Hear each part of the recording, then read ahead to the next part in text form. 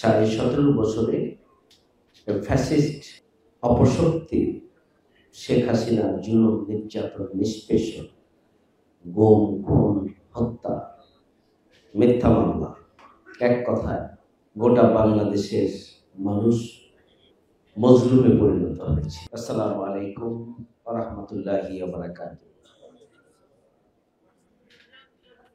আমরা আল্লাহর শুকরিয়া আদায় করছি, আলহামদুলিল্লাহ। আল্লাহ রাব্বুল আলামিন আমাদেরকে এই ধরনের একটি মহতী আয়োজন,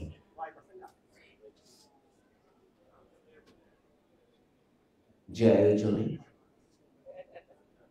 আমরা আমাদের জীবন্ত শহীদদের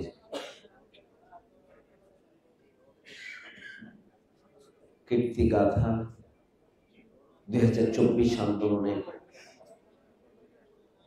তাদের স্মৃতিকথা, তাদের অবদান, নতুন বাংলাদেশ আমাদের আলিঙ্গন করার পরে আমাদের অনুভূতি এবং এই নতুন বাংলাদেশের প্রতি তাদের প্রত্যাশা, এই সব কিছু নিয়ে আনুষ্ঠানিকভাবে আমরা তাদের বক্তব্য শোনার আয়োজন করতে পারি। আমরা শহীদ পরিবারকে লক্ষ্য করে আমরা চেষ্টা করেছি জামায়াত ইসলামী বাংলাদেশের পক্ষ থেকে গোটা বাংলাদেশে যারা শহীদ হয়েছেন সব শহীদের পাশে দাঁড়ানো, তাদের খোঁজ খবর নেয়ার জন্য জামায়াত ইসলামী বাংলাদেশ ঢাকা মহানগরী সহ গোটা বাংলাদেশে আমরা উদ্যোগ গ্রহণ করেছিলাম। এবং সবশেষ আপনারা খেয়াল করেছিলেন যে আমরা চীন মৈত্রী সম্মেলনে শহীদ পরিবারের সদস্যদেরকে নিয়ে আমরা একদিন তাদের কথা শুনেছিলাম। তারা খোলামেলা অনুভূতি ব্যক্ত করেছিলেন, নতুন বাংলাদেশ নিয়ে তাদের স্বপ্নের কথা বলেছিলেন, তাদের কষ্টের কথা বলেছিলেন। আমরা আহতদের পাশেও আমাদের সামর্থ্য অনুযায়ী দাঁড়ানোর জন্য আমরা চেষ্টা করেছি। যারা বিভিন্ন হসপিটালে ছিলেন তাদের পাশে আমরা দাঁড়ানোর চেষ্টা করেছি।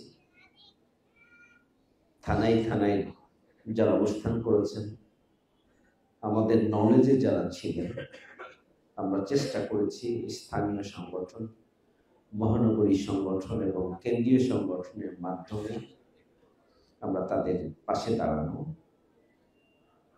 তাদের প্রতি ভালোবাসার হাত বাড়িয়ে দেওয়ার জন্য, সান্ত্বনা দেওয়ার জন্য আমরা চেষ্টা করেছি। শহীদ পরিবার তারা সর্বস্ব হারিয়েছেন, কিন্তু একজন আহত, হাত হারা, পা হারা, চোখ হারা একটি পরিবারের সদস্য, তিনি জীবিত আছেন, তিনি জীবন্ত শহীদ, কিন্তু তিনি স্বাভাবিকভাবে তার জীবন তিনি পরিচালনা করতে পারবেন, কেউ দেখতে পারবেন। কারো হাত অকেজু, কারো পা কর্মক্ষম নন, কেউ বিকলাঙ্গ, কেউ কর্মশক্তি হারিয়েছে। তারা যতদিন বেঁচে থাকবে ততদিনই এই কষ্ট তারা বয়ে বেড়াবে। সুতরাং এটি অনেক পুরো লাইফের জন্য চাই, পুরো লাইফের জন্যই এটা অনেক কষ্টকর।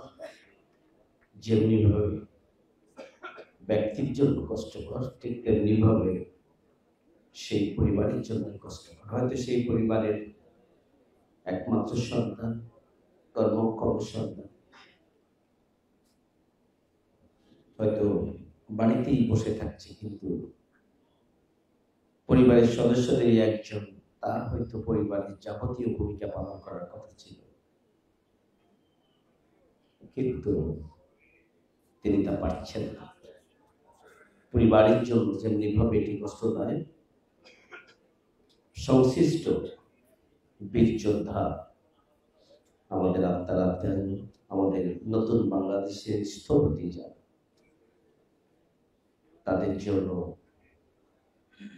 অনেক বেশি কষ্টকর, অনেক বেশি মেনে নেওয়া কঠিন। এরপরও আপনারা যারা এখানে উপস্থিত আছেন, আপনারা 17.5 বছরে বিপর্যস্ত, বিক্ষুব্ধ, বিপর্যস্ত, বিধ্বস্ত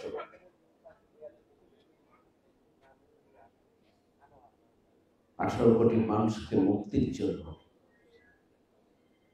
আপনারা অবদান রেখেছেন, আপনারা নিজেকে উৎসর্গ করেছেন, হাত দিয়েছেন, পা দিয়েছেন, চোখ দিয়েছেন।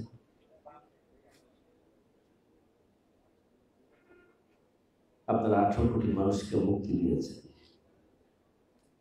17.5 বছরে ফ্যাসিস্ট অপশক্তি শেখ হাসিনার জুলুম, নির্যাতন, নিষ্পেষণ, গুম, খুন, হত্যা, মিথ্যা মামলা, এক কথায় গোটা বাংলাদেশের মানুষ মজলুমে পরিণত হয়েছিল। আল্লাহর আরশ যখন কেঁপে উঠেছিল, ঠিক তখনই আমাদের গর্বিত ছাত্র সমাজ, যুব সমাজ, বৈষম্য বিরোধী ছাত্র আন্দোলনের নামে এই অপশক্তির হাত থেকে দেশ এবং জাতিকে রক্ষার জন্য যখন ভূমিকা পালন করেছিলেন, এর সাথে সাথে 17.5 বছরের বিক্ষুব্ধ মানুষের ক্ষোভ যুক্ত হয়েছিল এবং ছাত্র যুবকদের নেতৃত্বে সেদিন এদেশের সর্বস্তরের মানুষ রাস্তায় নেমে নিজের জীবনকে উৎসর্গ করার প্রতিযোগিতায় যখন সামনের দিকে সশস্ত্র যুদ্ধ মোকাবেলায় এগিয়ে গিয়েছিলেন, তাদের জীবন এবং আহত পঙ্গুত্ব বরণের ফলশ্রুতিতে এই ফ্যাসিস্ট অপশক্তি শেখ হাসিনাকে দেশ থেকে পালিয়ে যেতে হয়েছে। তিনি পালিয়ে গিয়েছেন। আমরা একটি নতুন বাংলাদেশ পেয়েছি। যে কোনো অর্জনের জন্য কোরবানি, ত্যাগ, সেটি অপরিহার্য। দুনিয়ার ইতিহাসে এমন কোন অর্জন নেই যেখানে ত্যাগ নেই, যেখানে কোরবানি নেই, যেখানে নিজের জীবনের সর্বস্ব বিলিয়ে দেওয়ার ঘটনা।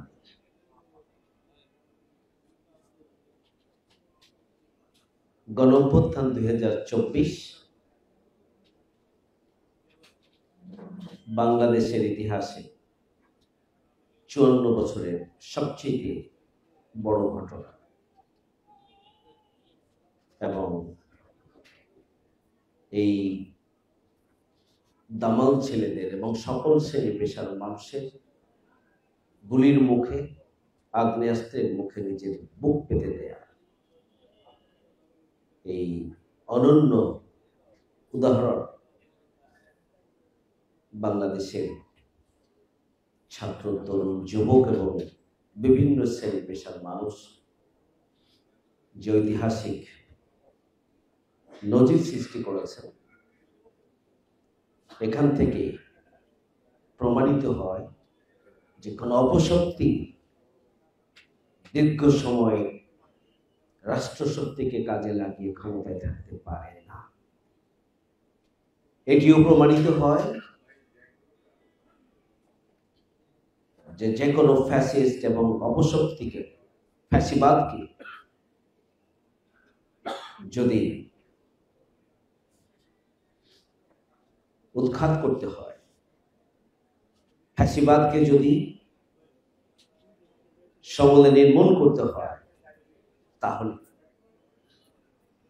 রক্ত, জীবন এবং হাত পা চোখ দেওয়ার জন্য প্রস্তুত যদি আমরা না থাকি, তাহলে কোনো ফ্যাসিবাদকে, কোনো অপশক্তিকে নির্মূল করা যায় না।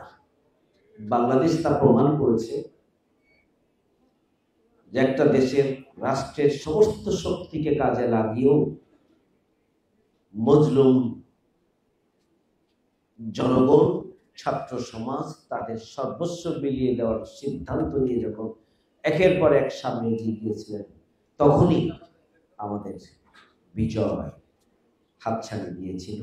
আমাদের নতুনভাবে 5ই অগাস্ট আমরা স্বাধীনতা অর্জন করেছিলাম।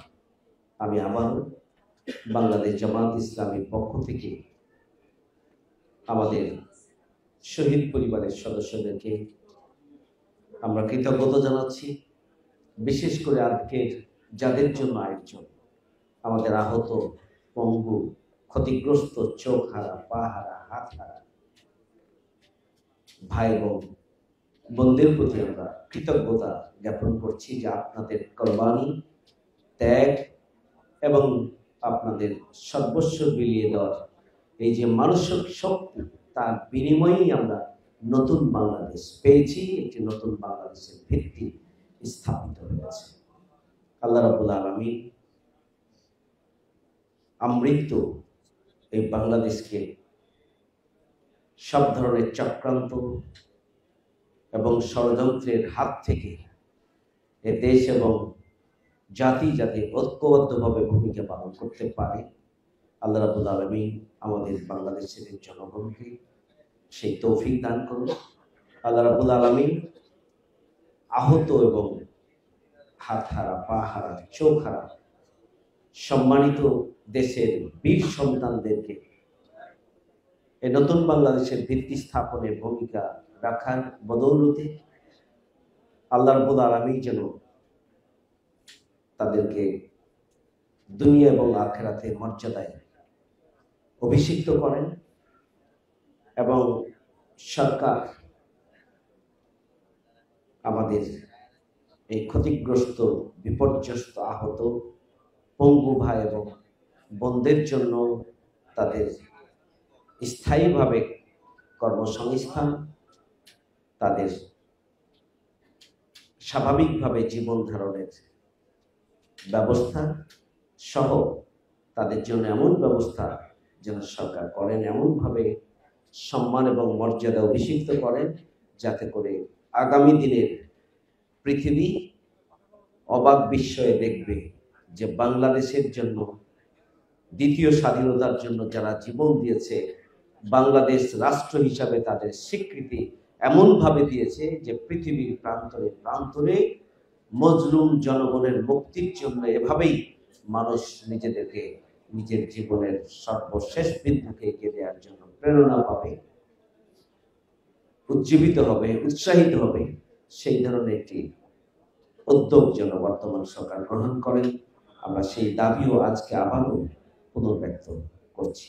তাদের জন্য আজকের আয়োজন, আমাদের সম্মানিত অতিথিবৃন্দ, আহত, ক্ষতিগ্রস্ত, বিপর্যস্ত আমাদের বীর যোদ্ধাদের প্রতি আমরা আমাদের আজকের আয়োজনের পক্ষ থেকে আন্তরিক শুভেচ্ছা এবং সবাইকে স্বাগত জানাচ্ছি। আমার কথা এখানে শেষ করছি। আসসালামু আলাইকুম ওয়া রাহমাতুল্লাহি ওয়া বারাকাতুহু।